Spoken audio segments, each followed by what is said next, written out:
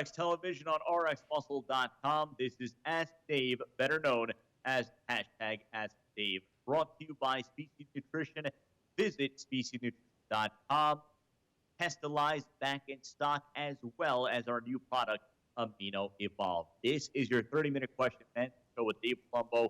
All your questions on diet, training, supplementation, IFBB pros, competitions, all the latest and breaking news and bodybuilding, whatever's on your mind is all on the table. We now go to Cape Coral, Florida, and check in with Dave Palumbo. Dave wearing the Diamond Gym t-shirt. Yeah, Dwayne McDaniels, my good friend over there at Diamond Gym, was nice enough to send me this classic Diamond Gym t-shirt. That gym has been a stronghold of hardcore training for decades. John Kemper is the one who obviously started that gym. He was the district chairman. He's no longer with us. May he rest in peace.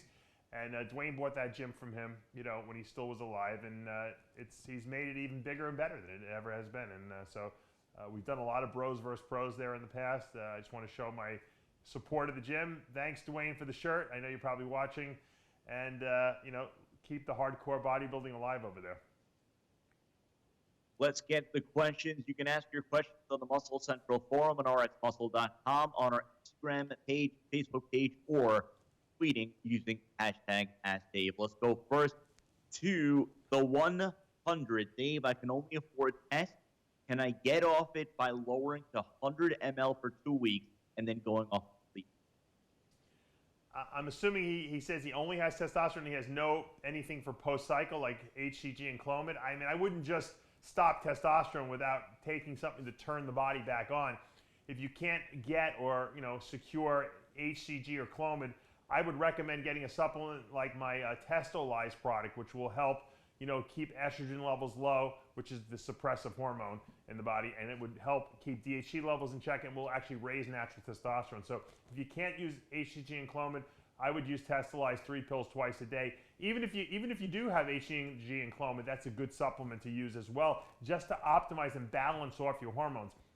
A lot of people don't realize that balancing hormone levels, when I say hormones, I'm talking testosterone, estrogen, DHT. That's the triad, okay? Because the body always likes to convert testosterone into DHT and estrogen. If you can maintain these levels in normal values. We don't want to go high in DHT, we don't want to go too low. Same thing with estrogen. We don't want to go too high, but we don't want to go too low either, because too low is not good because you won't grow well, you'll lose your sex drive. So what Testolize does is it balances them off, and that's something that's hard to do, okay, when you go off a cycle and your hormones are out of whack. So even if you are using the HCG and Clomid to raise natural endogenous testosterone, to limit estrogen and DHT, you might want to use something like Testolize. But if you're not going to use anything because you don't have access to it, you certainly want to use a product like Testolize. It doesn't have to be mine, but I know that mine works. I use it very successfully with a lot of athletes, so give it a shot.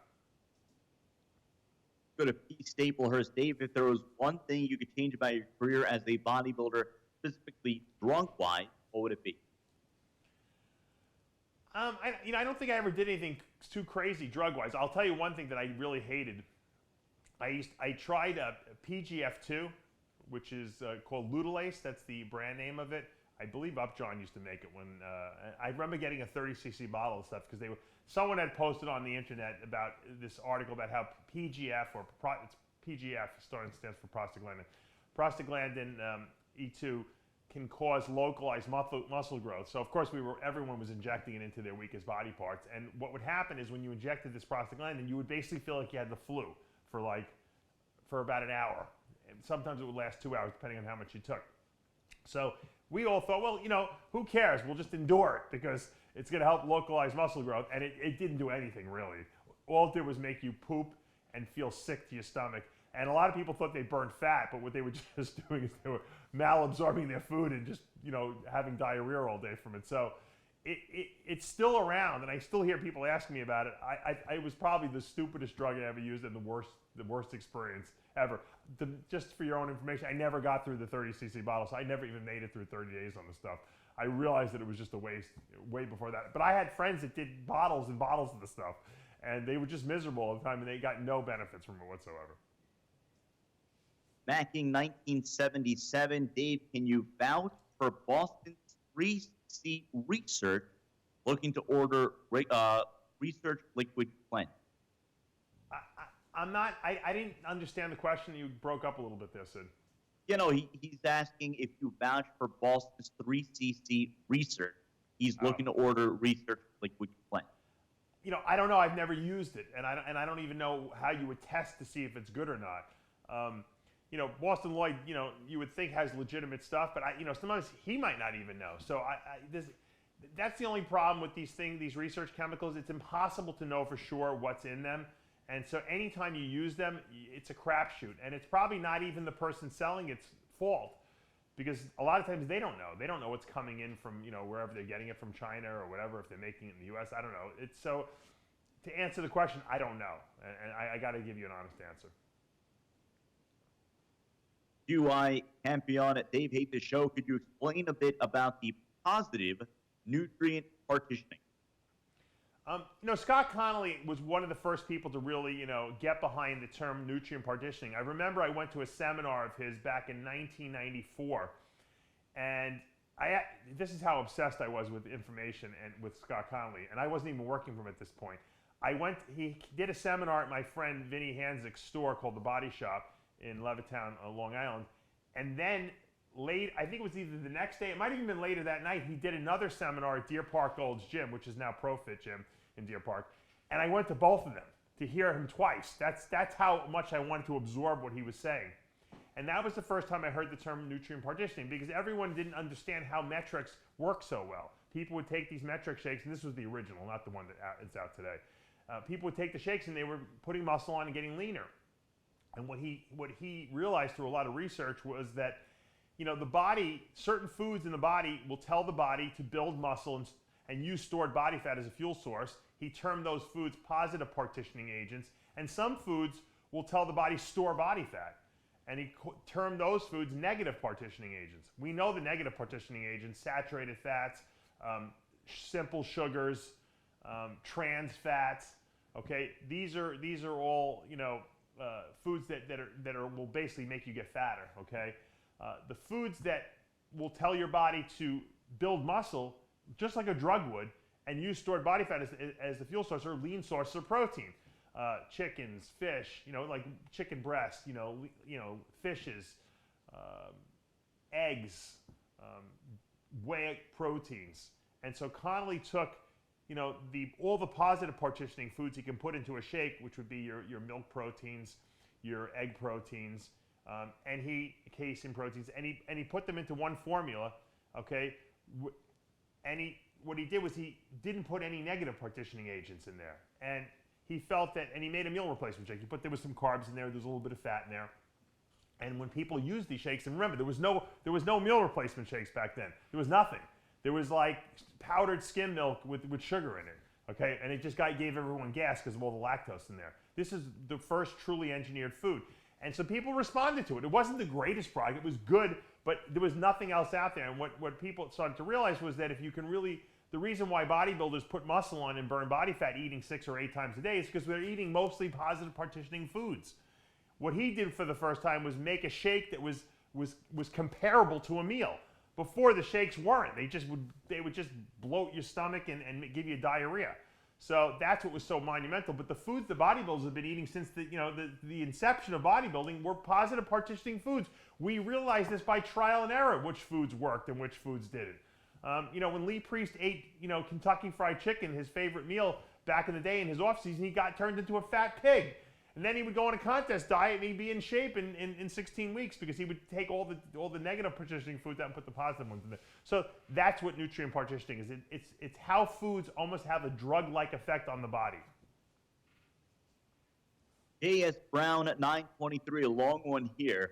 I'm currently 2.5 weeks out from NBC Nationals. I have a friend who works in the medical field and has developed a prescription topical cream for fat burning that combines albuterol and yohimbine HCl, which uses the same carrier as transdermal testosterone cream. Would it be safe to use this in combination with Plen following your protocol of upping the dose 20 mcg every 2 weeks? Well, first of all, albuterol, which is an asthma drug very similar to clenbuterol, with the one exception that it doesn't burn fat, would be silly to put in there, because if you're using albuterol, okay, and you're taking clenbuterol, they're both competing for the same receptors. And since clenbuterol is the only drug that actually burns fat and albuterol doesn't, you're going to actually limit your body's ability to burn fat from the clenbuterol by taking the albuterol. So that's silly to put in there. Yohimbe is interesting because in some people it works well to burn fat. What it does is it blocks alpha-2 receptors. When you block alpha-2 receptors, you increase norepinephrine, or epinephrine, also known as adrenaline output, which is a fat mobilizing agent. Now, what cells or where do alpha-2 receptors exist? Well, they're predominantly found, at least in fat cells, in the estrogen-dependent fat cells. So in women, you'll find them on their hips and thighs. So theoretically, if you have a lot of alpha-2 receptors there and you block those, you can burn fat preferentially in that area. With men, we tend to have our alpha-2 receptors around the lower waistline. So will it work? In some people, Yohimbe creams that do penetrate have some sort of a local acting fat burning effect. I haven't seen enough good results to really want to recommend it to anyone, because Yohimbe also raises a hormone known as vasopressin, or antidiuretic hormone, which can make you retain fluid. So you really don't want to use that a week out from a show, because you can retain some fluid from that. So I don't like the combination. I don't think the albuterol is good, and the Yohimbe is a crapshoot at best. It sounds like it could cause more problems than it can actually solve. Jules 5.0 bodybuilding. Dave, whatever happened to Gustavo Fidel? How come he retired? Injuries? Maybe he got tired of the sport? What do you think? I don't know for sure. I know that, he got a little older, and obviously, he couldn't be as good as he was. He made a couple of attempts at comebacks, and they just weren't successful. So I think he just, he realized he was a coach. He helps people get ready for shows. He's very popular in Puerto Rico over there. He figured, look, I want to live a long life. I don't want to jeopardize my health anymore. I'm older now. I already beat Ronnie Coleman once or twice in the challenge round, that they used to have at the Olympia, which kind of got thrown out because it was kind of silly. But, that was his claim to fame. And I guess he figured, let me leave on high terms, on my terms, where I don't want to leave being remembered as the guy who looked like crap on stage. So I think it was a good mature decision on his part. Whether there was any health issues that were linked to that, I don't know for sure, so I don't want to confirm or deny. Money and weight. Dave, what's the best area to pin HCG when starting PCT? Also, when is Species coming out with a liver support?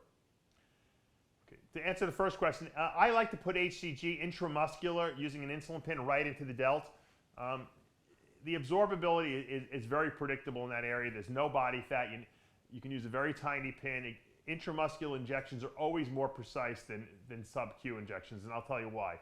Because when people do sub-Q, it's got to go under the skin. If you don't get it under the skin and you actually get it into the skin, which is into the fat cells, that's called intradermally, it doesn't get absorbed that quickly. Okay, so subcutaneous is a trickier injection. Plus, it leaves kind of marks and welts on the skin, so I prefer the intramuscular route. As far as Species Nutrition coming out with a liver detoxification, I was thinking about doing that. I'll tell you why I didn't. Because I always look out there and I see which supplements I like out there. And Bill Llewellyn had a very good product called Liver Stable, and I said, this is very similar to what I would come out with.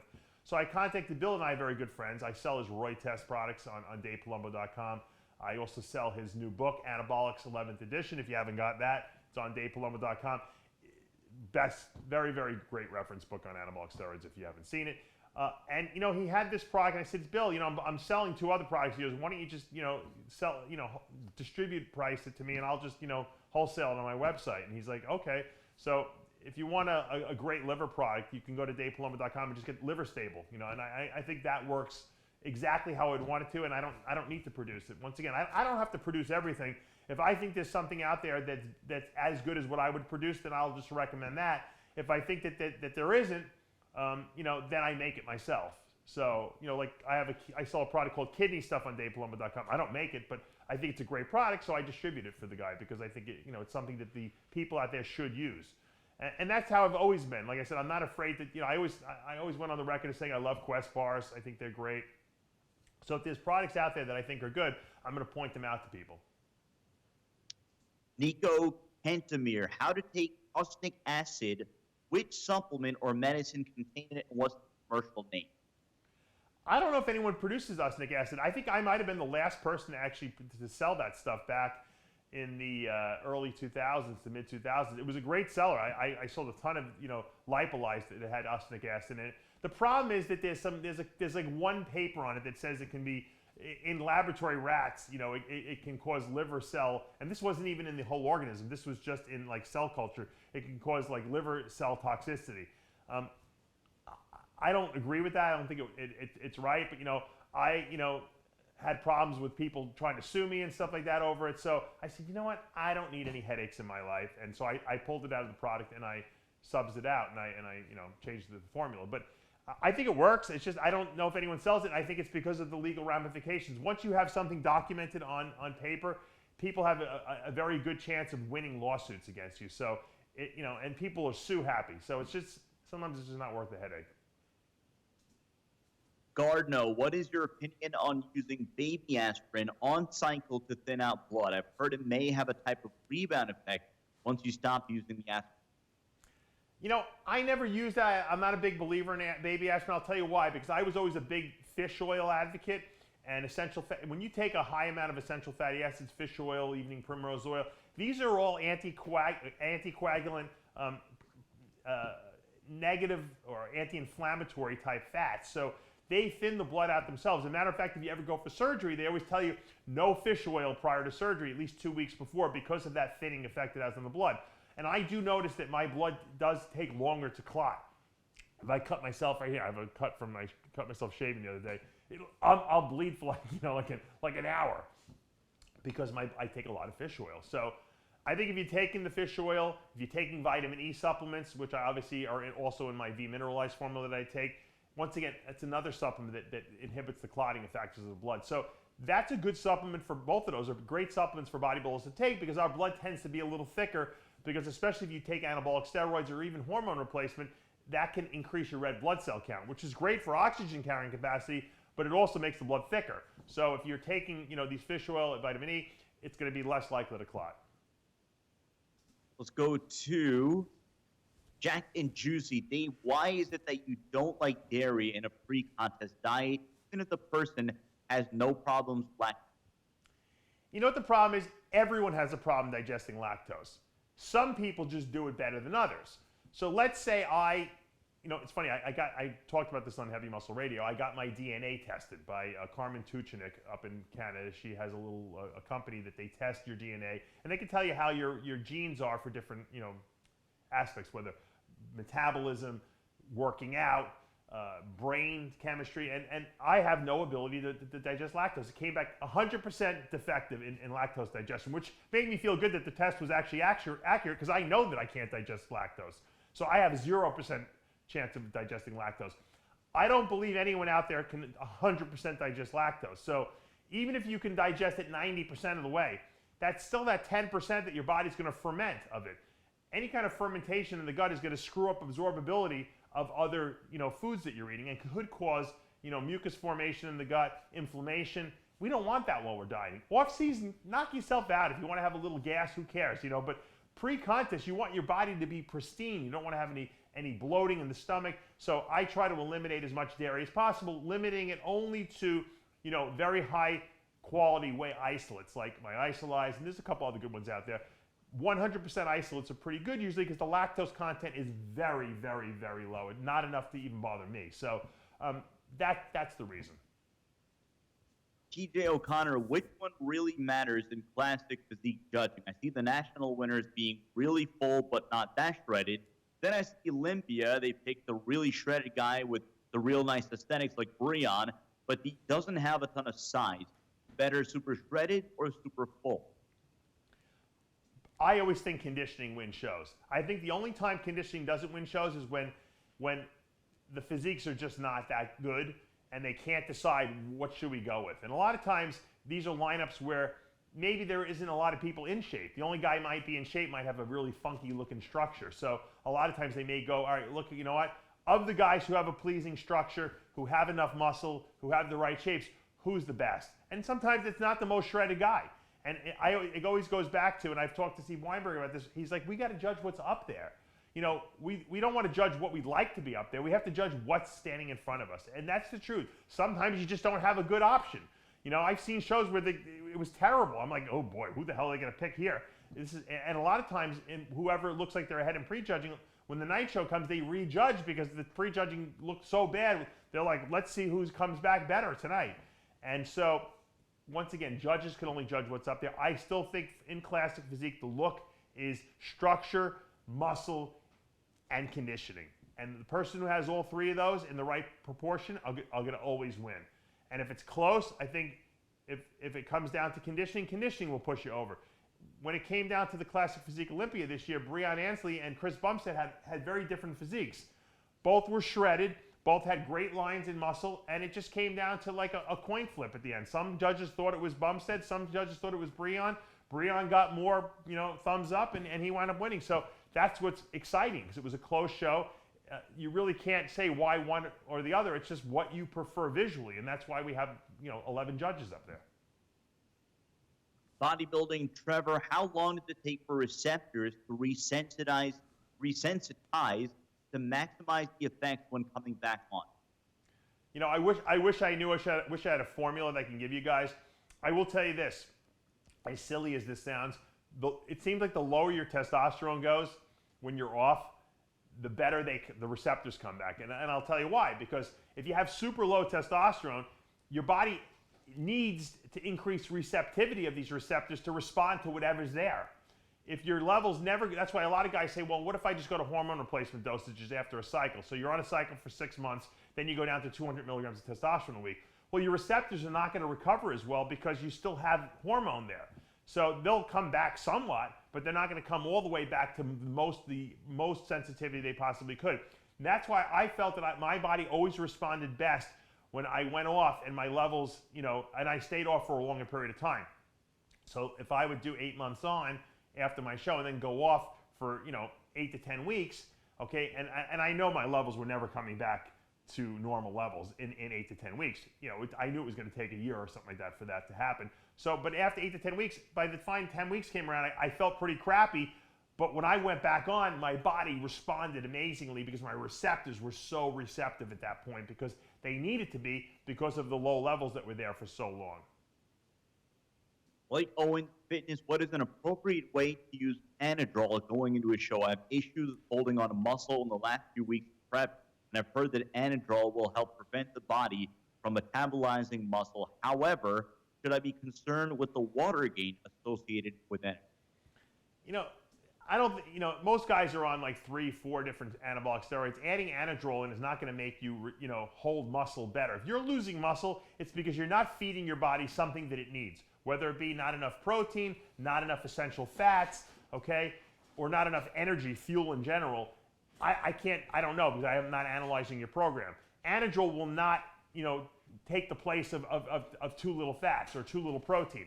That's not going to do it. It might give the perception that it is because it makes you hold fluid and it makes you feel fuller.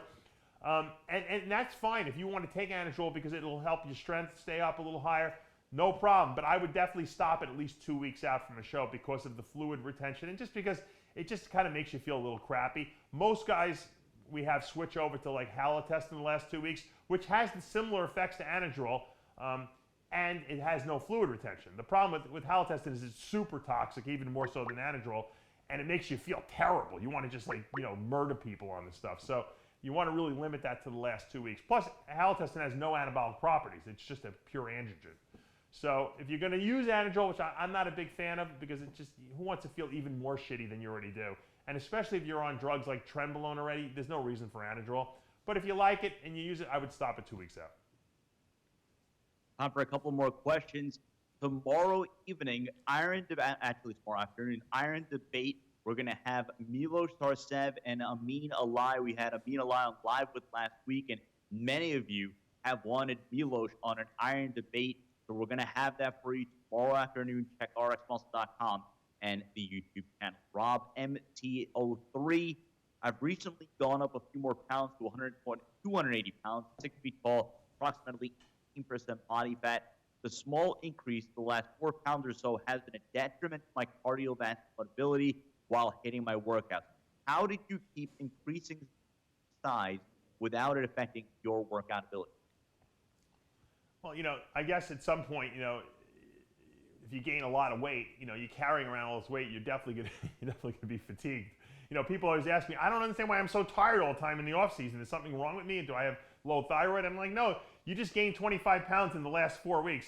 It's like strapping a 25-pound plate to your back and walking around with it. It's not so easy. It takes your body time. It wears you down. When I was 300 plus pounds, I'll never forget and I've said this a million times. I told this story, but I couldn't wait till the end of the day to go to sleep at night so I can grow and just get off my feet, because it was so exhausting just to walk around at that weight. And I'm not making it up. I couldn't. I looked forward to sleeping at night and laying in bed. So that's normal. How do you get through your workouts? You get through them. If you're walking around at a heavy weight because it's excessive fluid on your body, you're going to feel way worse than if it's solid muscle. So solid muscle is functional. If you're holding 25 pounds of fluid on you, that might be a problem. You might want to cut your carbs back a little bit and try to get rid of some of that fluid. You'll probably feel better. A lot of guys tell me when they start contest prep and they lose that 20 pounds the first 2-3 weeks from fluid retention, they actually get stronger because they actually have better endurance in the gym and they actually have better flexibility to the muscle. So, excessive fluid retention is not necessarily a great thing, off season. Here's a hypothetical from Clutch Noob. Do you think a natural athlete with great superior genetics can compete and be competitive on the Olympia stage this decade, being drug? In the open bodybuilding or 212 now? No way. Well, he specifically says, he doesn't specify, but let's just assume he means the open class. No way. Maybe in men's physique, I think it could be done. Maybe classic. I don't even think the classic guys are too good now.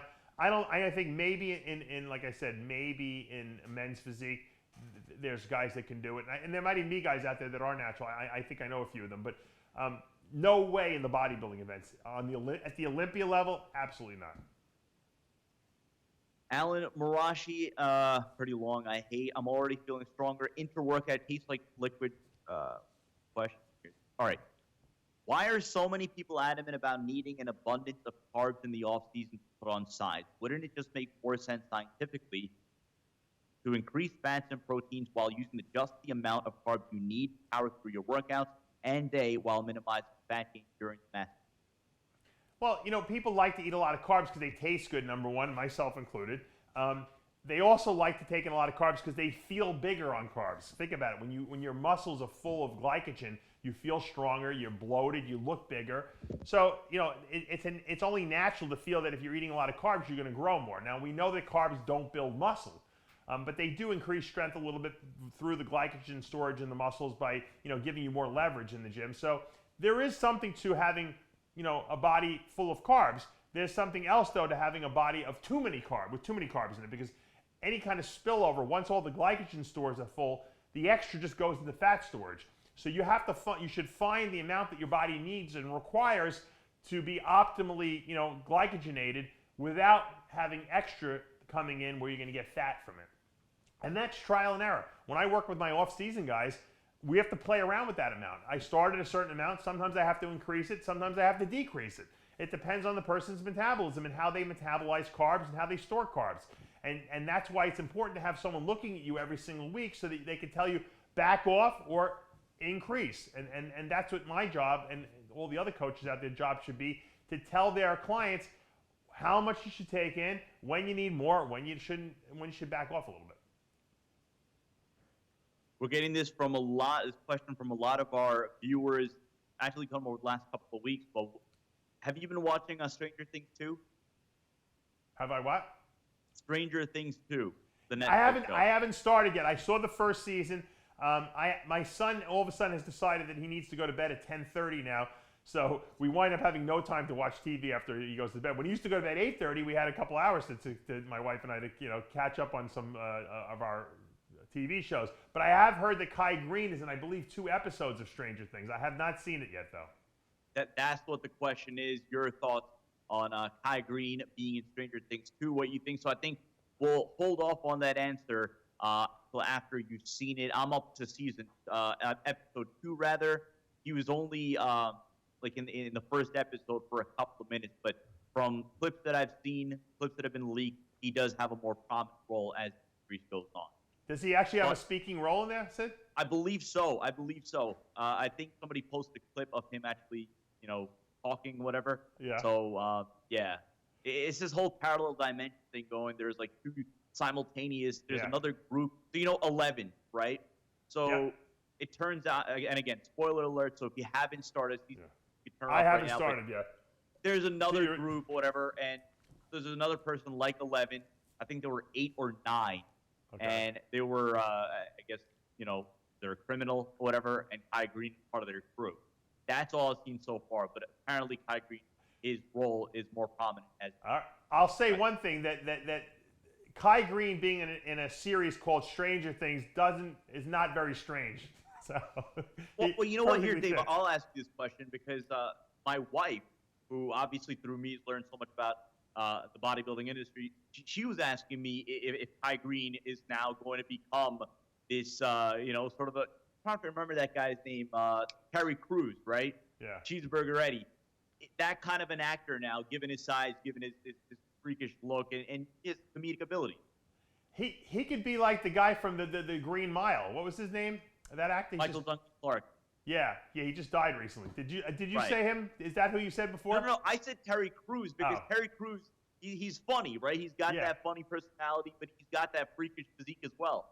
I think, look, if he could be like the guy from the Green Mile, I mean, that's something that he can stay big and he can still, do well with that. I think that would be great. I don't know what his aspirations are, and I don't know, what kind of acting skills he's got. So I'll have to check out Stranger Things too, maybe this weekend. I'll try to catch up. That's going to do it for this episode of Ask Dave, again brought to you by Species Nutrition. Right now, SpeciesNutrition.com, Testalize back in stock, as well as our new product, Amino Evolve. Tomorrow on RxMuscle.com, Iron Debate with Milos, the Mind, Sarsam, and Amin Alai. One that you've been asking for. One's going to be delivered tomorrow afternoon. RxMuscle.com and YouTube channel. For Dave Palumbo and our producer, Tyler Shore, doing a great job as always, I'm Steve Barucki. We'll see you.